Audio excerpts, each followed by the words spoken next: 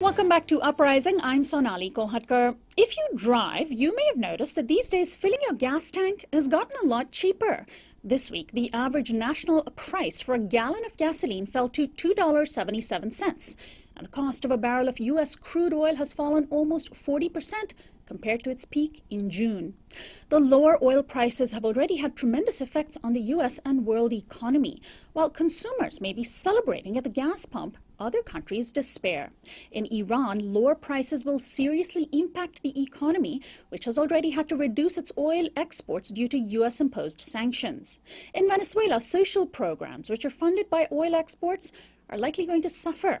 And OPEC member countries will see their annual revenues shrink by $590 billion, while the American, Japanese, and European economies will experience substantial economic boosts with lower rates of inflation. For environmentalists, the bad news is that gas-guzzling SUV sales are once more on the rise.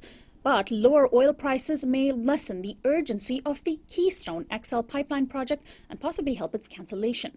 But why are the prices falling in the first place?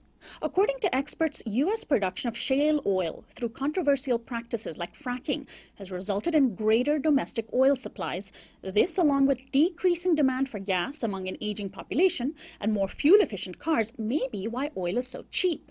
My guest is Michael Klare. He's a professor of peace and world security studies at Hampshire College. He's also the author of The Race for What's Left, The Global Scramble for the World's Last Resources. Welcome to Uprising, Michael.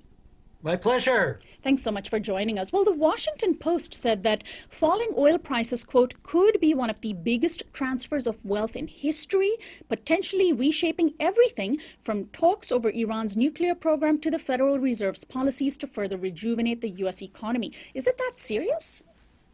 I wouldn't go that far, but lower oil prices certainly are going to have far-reaching consequences for geopolitics, at least in the short term. And in the long term, lower oil prices may show that the long-term history trajectory of ever-increasing oil consumption might be coming to an end. And that would have dramatic consequences if it's true. Well, how do you explain why oil is so cheap? And when I say cheap, of course, I mean simply in dollars. We'll talk about other costs later. Okay, well, now let's bear in mind oil is cheap relative to its highs of recent years. Okay. It's been $100 a barrel. It's now around $70 a barrel, but it wasn't so long ago when oil was $20 a barrel. So it's gone up and now it's come down again. Why is that? The main reason is supply and demand. It's always supply and demand. The high price of oil reflected expectations that demand would grow around the world, especially in developing countries like China, India, Brazil, and Turkey. And the rate of growth in those countries has slowed down. So the demand for oil has not increased as was expected. In Europe, you have economic doldrums, so demand isn't rising there.